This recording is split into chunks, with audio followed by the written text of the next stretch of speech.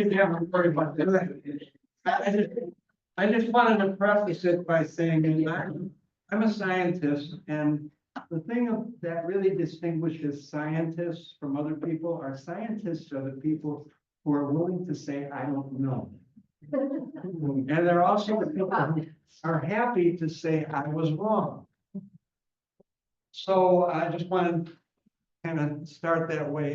And if you hear me say, I don't know, when you ask a question, that's because of my humility, not because I don't know the answer.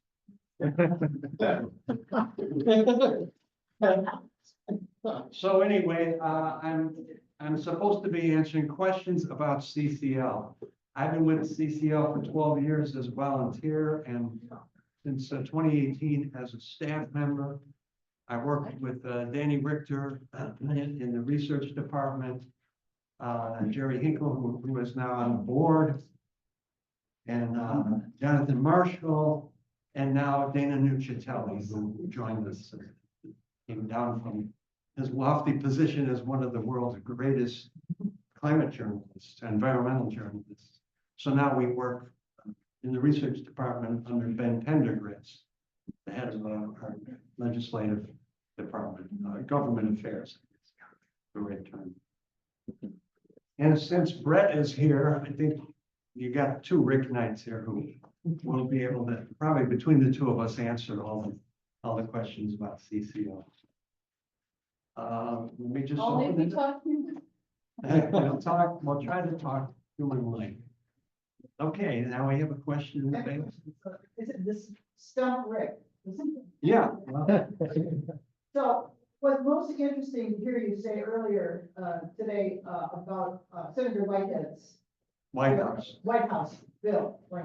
Yeah, bill. So he's been around a long time. He's been a friend of ours for a long time. Yeah. And I feel like he's a trustworthy person, but it seems like a very complex bill that if it taxes manufacturers could generate a lot of opposition. So can you say anything about what's behind the choices that they've made and the staff made or whoever is helping with that? Well, there have been a couple of proposals, bipartisan proposals, putting a border tariff on foreign goods coming into the U.S. And I think Senator Cassidy, maybe Brett might know, from Louisiana, was one of the ones who was working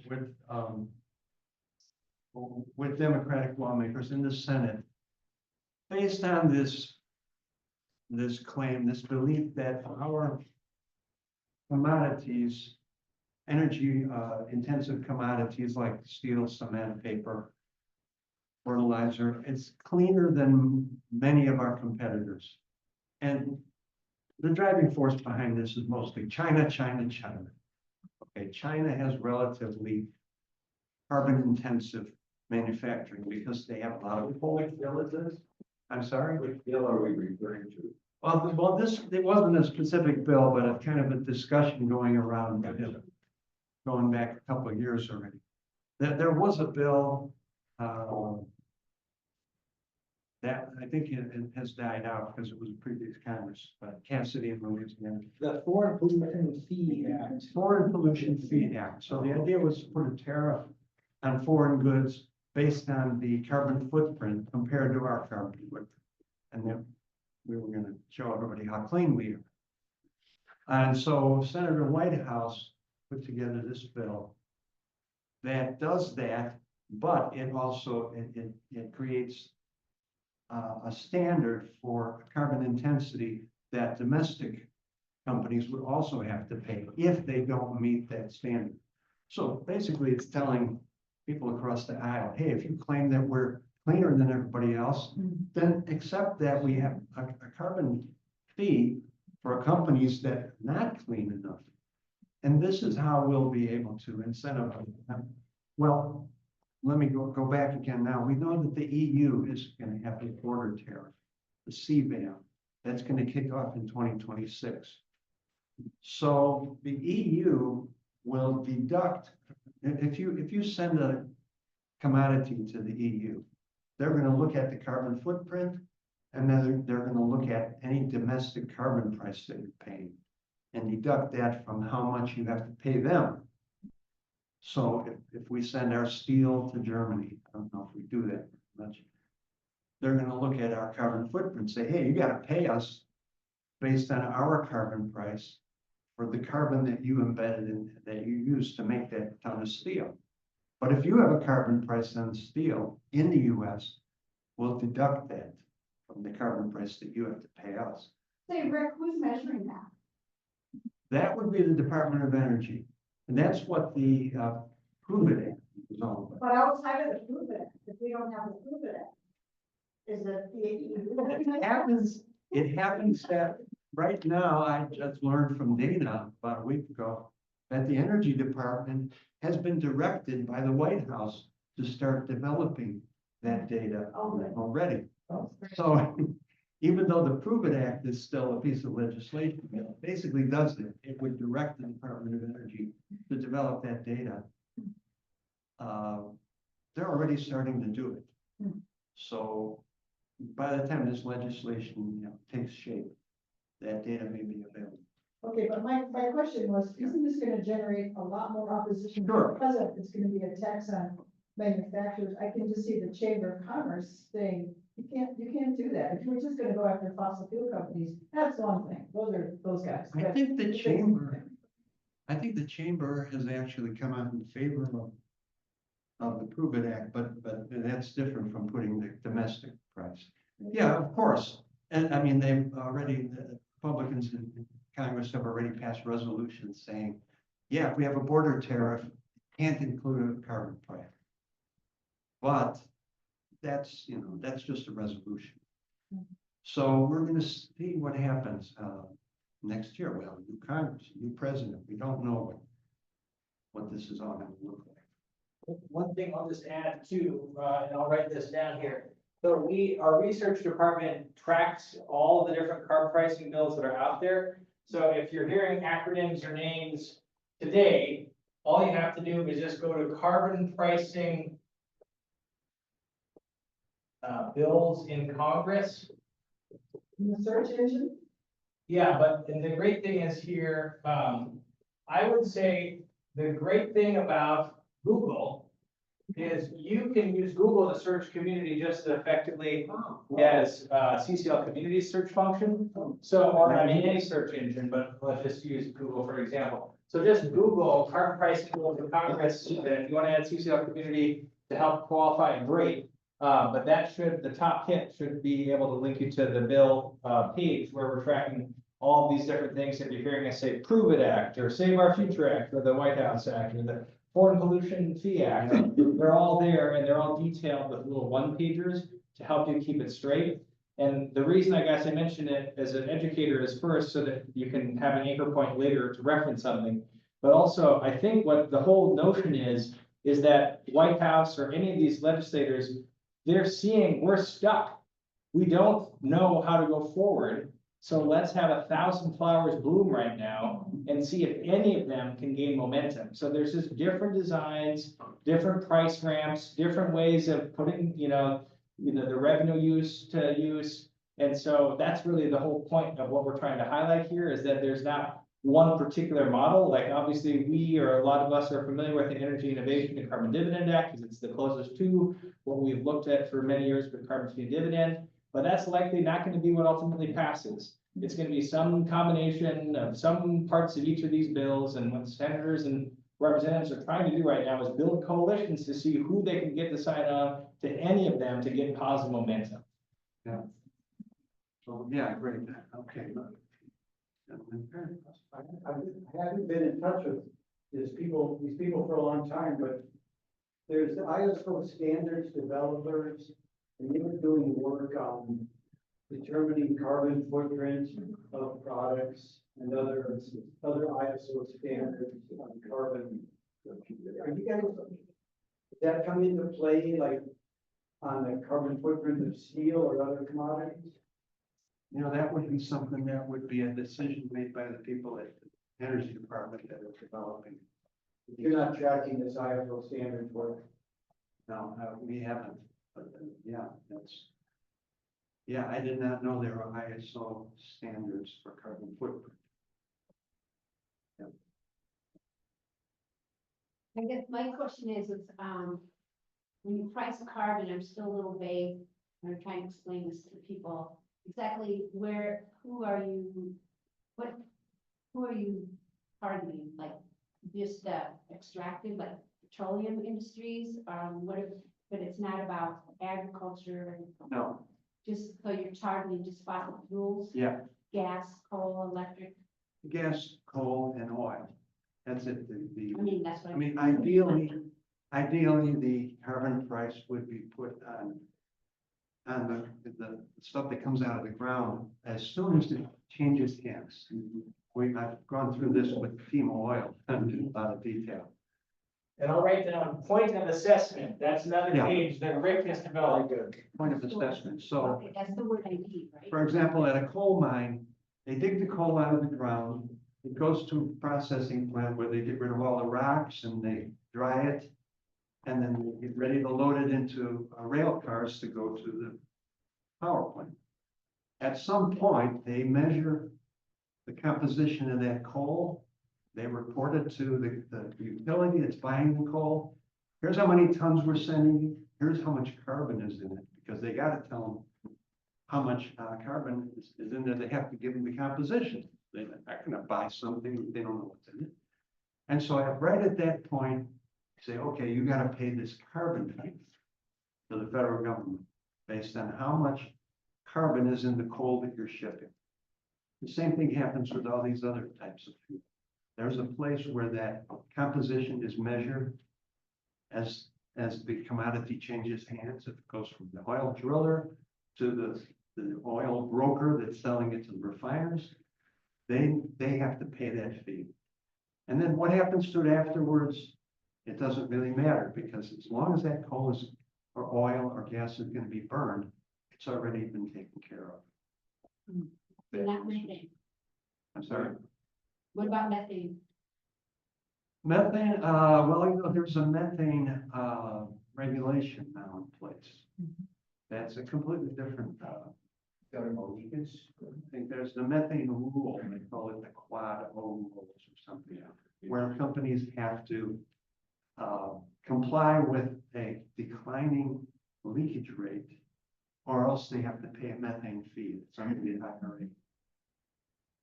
How does it work if I'm buying oil from an oil well and I'm gonna make plastic? Yeah, that's a good question. Yeah, if you're gonna make plastic at it, technically in the Energy Innovation Act, you would get a rebate for the carbon price that you pay at the point where you make plastics out of it, assuming that plastic is not gonna be burned. Yeah, that was my next. Assuming any non-emitting use would get a refund of the carbon price that was paid earlier. If I make a plastic bag and then it ends up in a solid waste incinerator. Then you have to pay the carbon fee all over again. But you gotta prove how. Yeah. The people who run the incinerator or the waste to energy would have to account for how much plastic they're burning and then pay the carbon. It might be the city. They pick up Pay the your carbon garbage fee. and then they go there. Yeah, It's gonna be charged to the city and then back to To us. produce. Well, the whole incentive then is to not have waste to heat incinerators in the first place. So I mean, it's the same principle of using a price signal to disincentivize Yeah. dirty production or dirty energy sources. So the burner of the solid waste is gonna pay a carbon fee. yeah. And that's the way, I don't know, it doesn't really spell that out, but it does have, there is some language in the legislation to say, or other uses or something like that. Because that's not really a point of assessment you can do, Well, like with it, not yeah. entry the market. The oil broker pays it, and then if it goes to making plastic, they get a refund, but if the plastic gets burned, they gotta pay it. That's the way, Minneapolis was like that, that's the way it should work. yeah. They'll have to put it in escrow account for, if they gotta give it back. I actually worked once with a company that was doing a waste to energy project, then, they had to do an assessment of how much plastic was in the waste. Yeah. I think before we get too caught up in the weeds Yeah. over this, Uh-huh. we need something to get past, Yeah. Yeah. Yeah. Why would plastic manufacturer get a rebate on the plastic that they? Because the all plastic themselves? is not being burned, okay? This is made of plastic. This is made of plastic. It's It's not not gonna get recyclable. burned. The pill I take every morning is plastic. My contacts. They're not gonna get burned, well, maybe someday. That makes me feel It's good. gonna get buried. No, but I don't. If it gets buried, it's carbon sequestration. So It doesn't go into the atmosphere. I still don't get why they get a rebate. I think the kind of zooming out, the larger question of political viability is in play here. Yeah. And the exemptions that are currently in the Energy Innovation Act or any of these bills might not be ultimately how the sausage is made. But the lawmakers that are currently kind of trying to advocate for this have already started to suss out who are the primary people that could basically block or impede progress. And if they can carve out certain places, clearly, Yeah. in an ideal world, plastics wouldn't have an additional incentive. But if we're trying to get to a winning coalition that can actually finally pass a robust carbon price, and that's one way that we can carve out to make sure that it won't be blocked, or we at least have a winning coalition to passage, Yeah. that's, I think, the calculus. Well, and if you don't like the idea of giving a rebate to plastics, really the problem that everybody's concerned about is single-use plastic. Okay? Then you should advocate for a tax on single-use plastics. Yes. Okay? Not a carbon tax, though. A carbon tax is to prevent CO2 emissions. The gentleman in the back has. So I have a larger question about, Canada currently has a form of carbon pricing. Is that why they send their tar sands to Superior, Wisconsin to be processed and then transported back out to Canada, be shipped out to India and China? Are they avoiding the? That's a good question I have. I don't know. This is where I'll be a humble scientist and say, I don't know. I don't know if how that's being done, but I wouldn't be surprised. Because any way that a company can find of avoiding a tax, of course they're gonna do it. I know a lot of the pipelines predate kind of the Canadian carbon tax, but some of the new ones like Line 3 Clear, they are after that, and I'm sure that was part of it, but I don't know either. And part of their legal fight of it was, NAFTA, but they predated that even the seventies, interstate commerce or something. Yeah. It's so ridiculous. It's not a flash pipelines, it's whatever. So maybe this border carbon tax would take care of that. That's, Yeah, that's true. Oh, Okay. I don't know. I think I'll the gentleman in the back. Well, I was wondering about the Canada thing too. I raised my hand that if we're watching that, monitoring their, carbon tax and rebate, they call it. Yeah. Instead of a Tax and rebate. And I've heard they just did a round of rebates fairly recently as well. The Yeah. report I saw said it as well, people like getting the money. Yeah. In the back. Sure. Sorry, you can't see your name. Change topics a little bit, was at one of the breakout talks earlier, good talk on geothermal electricity and Ms. PDK, if I'm pronouncing her name right. But she had one of her slides, she had about a dozen or so questions that we as CCL volunteer lobbyists could be asking our legislators about, of our legislators, how can they support, development of geothermal electricity, and I won't get into all the questions, but basically in my mind, it's like they all kind of scream, this belongs in a bill, and the bill could be presented to the legislator, saying, would you support this bill? Is there any momentum or any discussion within the leadership at CCL to try to push geothermal as one of the clean energy alternatives? Well, it's highlighted in the EPRA, the Energy permitting reform. The permitting reform bill has a lot of things to accelerate the permitting of geothermal. I think there's categorical exclusions. Yeah. That are being. Yeah, this has come up a lot in the forums and with CCL volunteers, and I'll just put the bill number in the House that has passed. HR 6474 is all about accelerating geothermal development and getting it the same categorical exclusions that oil and gas currently have on energy land. It blew my mind to hear that oil and gas gets categorical exclusions, meaning they don't have to do energy assessments, but geothermal doesn't. And the great news is that that bill's passed the House, but when we've asked Ben, our legislative vice president, about the Senate kind of equivalent bill, EPRA, or the Energy Permitting Reform Act, has that same language or language very similar. So that's why we are leaning in so much as an organization to trying to get the Energy Permitting Reform Act, because it's much more likely that the bill that passes the Senate can go to conference committee to the House rather than the other way around. And so rather than focusing on an independent bill right now, his advice has been trust the fact that this larger omnibus package includes a lot of those geothermal provisions, and they will be folded into ultimately what's passed with the Energy Permitting Reform Act. Just for people who wonder, why is it that we get these bills introduced and we can't get them passed? This number means this is the 6,474th bill that has been introduced in the House. This session. This session. That gives you an idea how many things that these staffers are dealing with. Yeah, To follow up on the Canada thing, he said ship it to Superior and back to Wisconsin, but if the carbon is being assessed at the well, doesn't that mean it's assessed when it comes out of the ground in Canada? Well, it would if we had the bill in place. yeah, and if it was, if we had the Energy Innovation Act with the border adjustment, they would have to pay for that carbon when it gets shipped. So that would kind of take care of what. Yeah, I think, and this gentleman has been. Earlier, you used the metaphor of 1,000 flowers. Yeah. Would either both you guys want to just take a shot and say, narrow the funnel down and what 3 or 4 or 5 things do you think are going to survive the plan?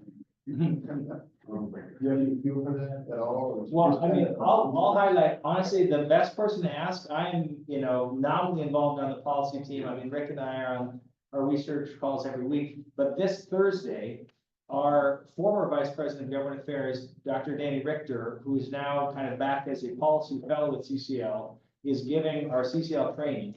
And so I'll put a link where you can find that in a bit, but he's literally going to answer that question. He's much more plugged in. Since he's been in CCL, he's been co-leading another group that's been a very strong carbon pricing coalition called the Pricing Carbon Institute. They've had Chatham House rules with legislators, industry, stakeholders for the last several years about what's likely to pass and, like getting people together behind closed doors to kind of think about like what actually is going to survive all of the sausage making. Yeah. And the topic is going to be looking at 2025 in the next Congress. What are the opportunities to include carbon pricing with bills, especially in the context of the expiring Trump tax cuts? Because that's going to give us an avenue in as climate advocates to say, well, if those are expiring and we're not going to replace them, and maybe we will again, the election scenarios, we don't know, like depending on if Trump wins, what are alternative revenue generating vehicles? One of those is a strong carbon tax. So he's going to explore that on Thursday. Yeah. And I'll put a link to that in the chat, and I would encourage you to attend because it's not only going to be Danny, it's going to be one of the bill authors that wrote for the Hamilton Brookings project about this topic. Right. I like that, right, you're gonna put it in the chat. Yeah.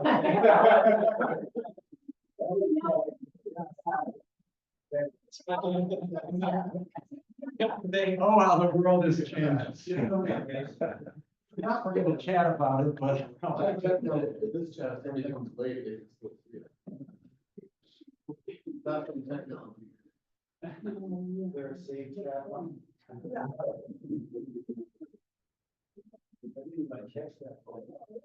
Okay, while he's writing that, So, just getting back to what's happening in Canada, I've heard, on community, they're talking about there's a risk that their carbon tax might get repealed.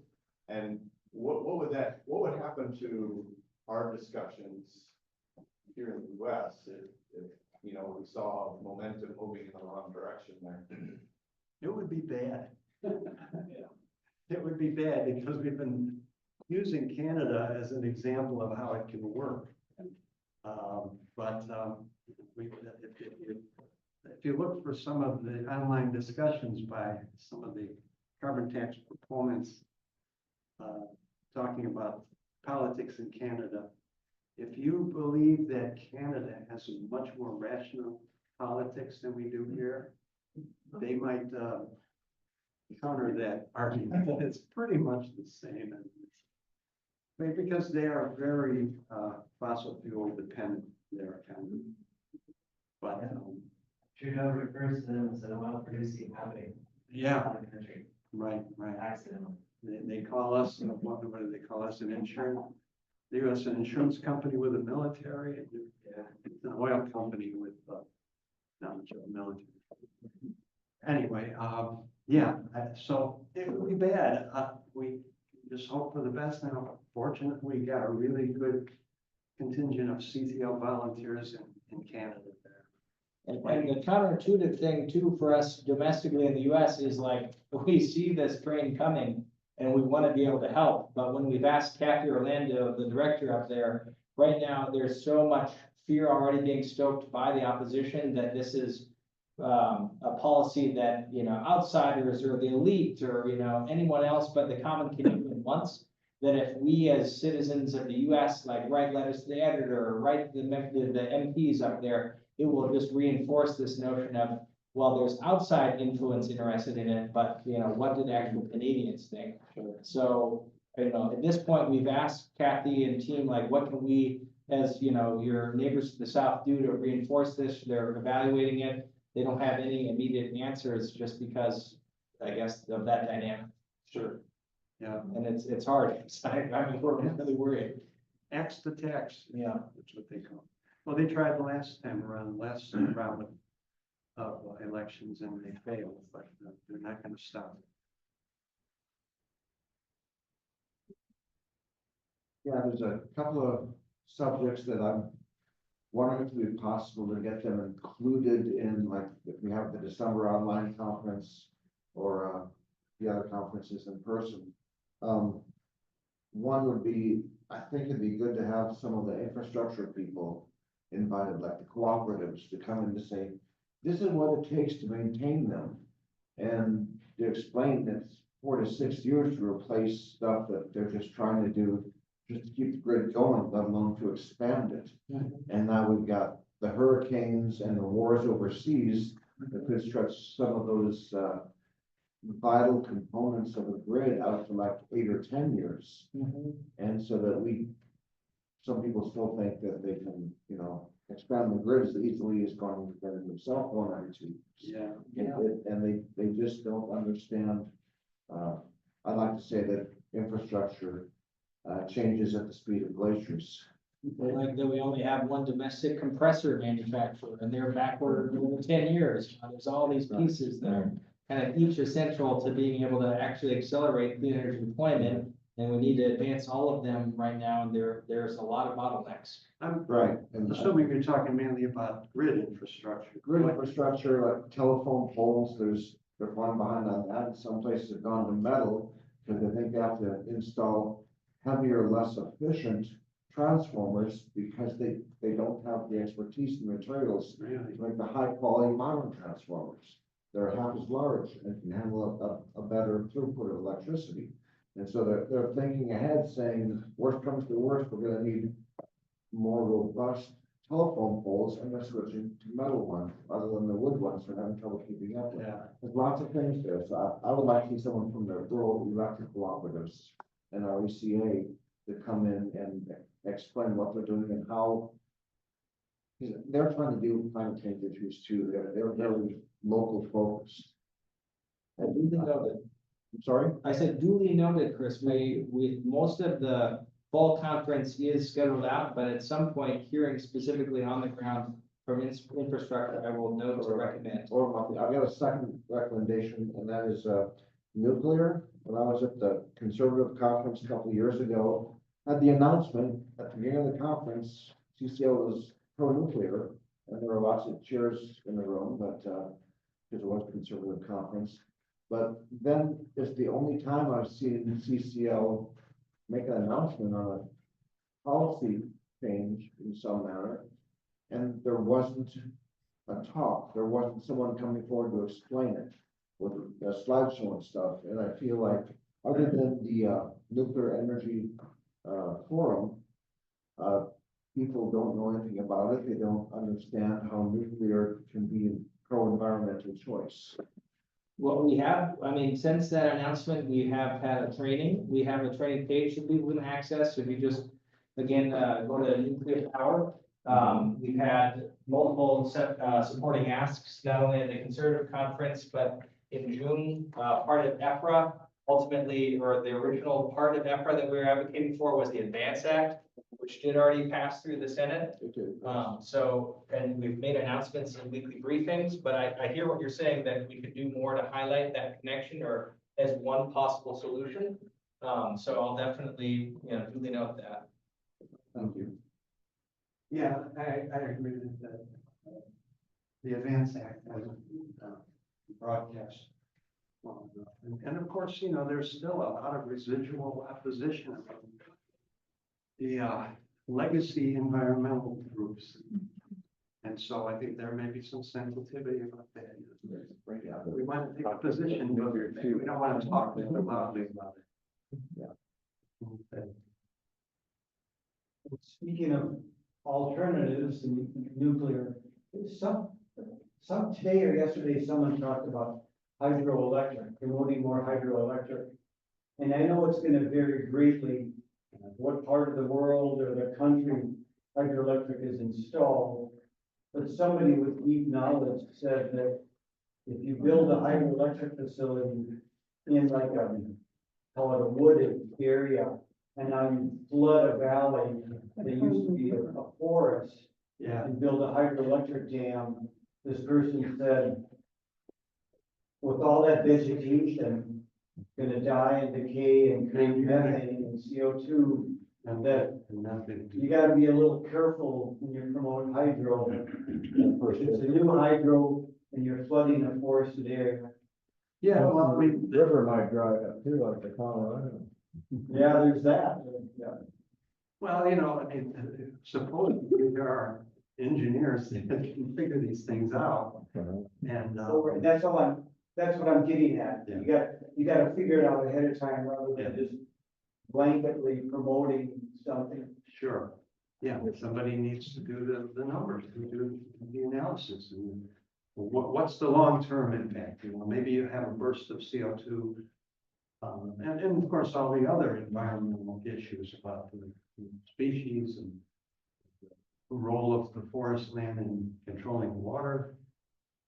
Terry? I just wanted to say, I think that comment about hydro was Vice Admiral Franken's one.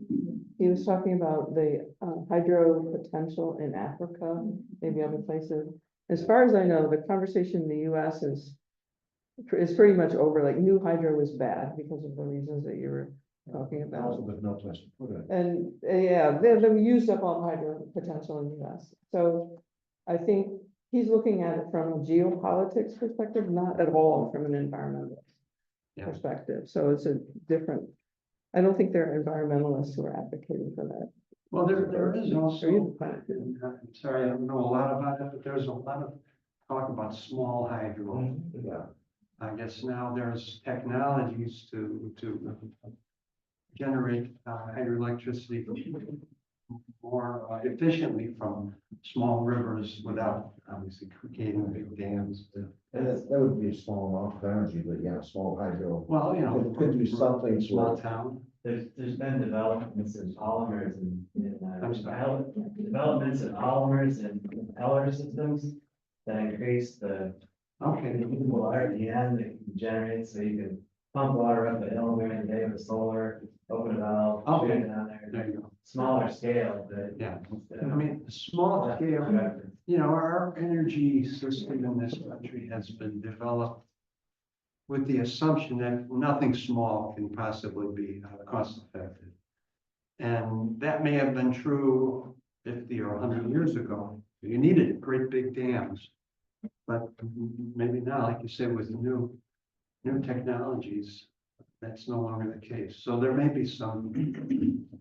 This is kind of curveball, but, the telephone pole companies kind of interesting. Has there been any work done on recycling plastic telephone poles? I like it. Good question. Be interesting. I think I'm gonna guess one of the problems is that the structural integrity of the pole would be really tough to ensure, because when you're recycling plastics, you're mixing a lot of stuff that. But I think it could be done. I think one of the things, before I fall on you, there's a lot of opposition by environmentalists to what's called chemical recycling, which is where you take the plastics that have been recycled and you break them down to their original components, carbon monoxide and hydrogen, and then reuse them to make virgin plastic. And a lot of environmental groups have come out against that, which could be the solution to what you're talking about. Something like that, to make something that has the structural integrity of a virgin plastic and make something like a telephone pole. I have a question, a very different question. I'm curious how the research department of CCL National works. You know, you don't get grants to do your own research. So who do you talk to? Where do you look to? How do you do your work? That's a good question. Well, Dana is a full-time research coordinator. I'm only part-time. And Ben is the leader of that group, and we report to him. So he kind of advises us on what new developments we should be looking for. And then we just look at what's coming out of the big think tanks, out of the universities, and see what's relevant. And then kind of decide at our meetings, what should we be putting in front of the volunteers right now? And we try to do it through blog posts, in the forums, in the nerd corner especially, and through presentations like you've been doing. So that's kind of informal. It's more driven by policy conversations that are going on. Yeah. And so this is being talked about, Yeah. Ben says, go find out what the true story is, kind of thing. Yeah, we look at what are the latest reports coming out of RFF or RMI, and is it something that we really need to focus on? If there's anything about carbon pricing, we'll definitely. Yeah, about the carbon pricing, carbon fee and dividend, if CCL's version gets through, won't we need, like 10 or 20 or 200 people to oversee that program in the Treasury Department? To, not just to collect the money and get it distributed, but to go out in the field and verify what's coming out of the ground and making sure that gets properly assessed and is paid into the system. And how much would that be out of the total pot? Yeah, we've actually done this analysis. It would start out at about 6% of the revenue. But because the fee is going up, that cost would not increase very much. It would be pretty much a fixed cost every year. So it would end up being 1.5% to 2% of the total. So pretty small overhead. Because that dividend delivery study. Yeah. Yeah, I'll get it out right here. Yeah, we've actually tried to. So you worked with a researcher outside of CCL called Kevin Hummel for that, right, Rick? Or was that the household impact? Yeah, the household impact. No, different study. Dividend delivery study is the one that would tell you about the regional cost. But, it's been brought up, what about the overhead costs? They're small because, number one, like I said, all the fossil fuel companies that sell carbon intensive fuels have already got that information. And they're already paying state and local taxes. So all they have to do is work at carbon and send another payment to the federal government. And the Treasury is really good at managing stuff like this, sending out money. People get Social Security payments, Medicare review. this would be so simple compared to all of that. I mean, anytime the IRS sends out income tax refunds, every single taxpayer has a different number that they have to figure out. But with the carbon fee and dividend, every adult gets the same amount of money, Standard. every child gets the same amount of money. And so it's easy as pie. And I think the experience with COVID, with the COVID stimulus checks also reinforced the ultimate simplicity of this. And we've heard from members of Congress when we've asked for like, oh, can you score the bill? Can you look, CBO wise, the Congressional Budget Office, can you assess like how much this would actually cost for additional staffing or capacity? The COVID stimulus payments reinforced really how nominally additional the amount would be. So when the bill's kind of writing in this amount that, the first year can't exceed 7% of the cost, all the way down after year 5 Right, to it's 2%, then it's been borne out by our experience from the COVID. yeah, that was written into the bill, yeah, what the overhead costs could be, there's a ceiling. Say, a few years ago, when we were doing, like, going to community groups and talking about the carbon pricing bill that was back then, a big selling point, it seemed, was to talk about this at our table, to not grow government. Yeah, That it would be totally given back to the, but now with White House's bill, you said that it's not really fleshed out, or is that kind of changing a little bit? well, we have our argument. Yeah, I know it's a different bill, but Yeah, But and not it's- growing government. How can I put this without sounding partisan? Not growing government is something that conservative lawmakers like to say, but when it comes to actually doing it, You've got their hand. don't grow government unless I can control it. that's exactly what we said at our table. Unless I That's my can, opinion. yeah, it's, you know, So that isn't. I think it's a good talking point, but, well, like I said, that there has been traction on both sides of the aisle for carbon tariff, carbon border tariff, and you can imagine, there's no way that's simple. Because you have to have all these carbon footprint calculations. There's gonna be negotiations, and the EU is gonna say, no, we don't believe your number, and so it gets complicated. But it appeals to quite a few conservative lawmakers to be able to show that they're standing up to China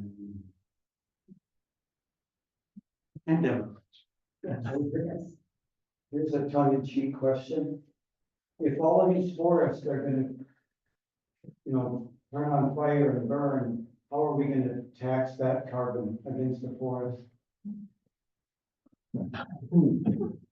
Yeah, that's really tongue in cheek. We don't have any totally agree with it.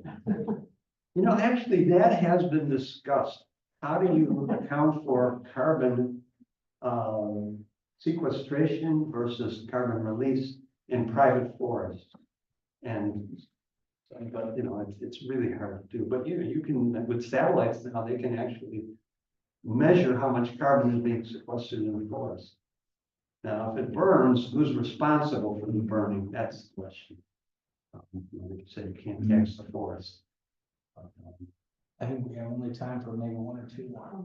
This is kind of a totally different, kind of question, because we talk about carbon pricing. And then we also talk about cap and trade, or that's another way of carbon pricing. So I'm really confused because here in the Midwest, the ethanol plants want to build these pipelines to cut their carbon emissions in half and pump it through these pipelines through thousands, hundreds of miles, all the way up to North Dakota and put it underground. How is that possibly money making? I don't understand the economics behind that at all. There is a tax credit called the 45Q tax credit that comes right out of our treasury. That companies, if they sequester carbon and they can show that they're doing it, and there's certain EPA standards, they can get $85 a ton for the CO2. It's gotta cost more money than that than to go through all the permitting and building and. Well, I just don't understand the it's economics. being done. Yeah, I mean, the fact that the ethanol industry wants to do it means they must have calculated that they can make money doing it. I, they can get a higher price for that ethanol being green. And then California will buy it. Other. Yeah, okay. Different. We got betting, it's a betting thing. Betting. Yeah, You can sell it, yeah. Yeah, That's if you keep them in business. Architect Midland is doing it right now at their own plant, although they had a leak with it. Kind of causing some angst in the press, but All right, last question, I think, and then Yeah. obviously we're happy to stay on, but I know at 3:30 we have Bob Blake back at band. okay. Last question. Not, but I have a question, just a quick comment. Every bushel of corn is 16 pounds of ethanol, 16 pounds of DDG, 16 pounds of CO2. Yeah. So the quantity, this 85 bucks a ton is a big deal. Well, because those, Plenty of tons of CO2 pump Yeah. up there. this is the thing, This thing will work if it comes.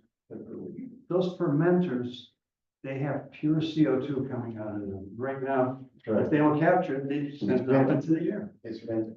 So why not sequester it? You know, of course, people don't like pipelines running through the homeland, but it's like anything else. They're afraid they'll be used for future oil production, right? For fracking. I think it's Yeah. under the leak, carbon dioxide is a heavy gas, you know, asphyxiating.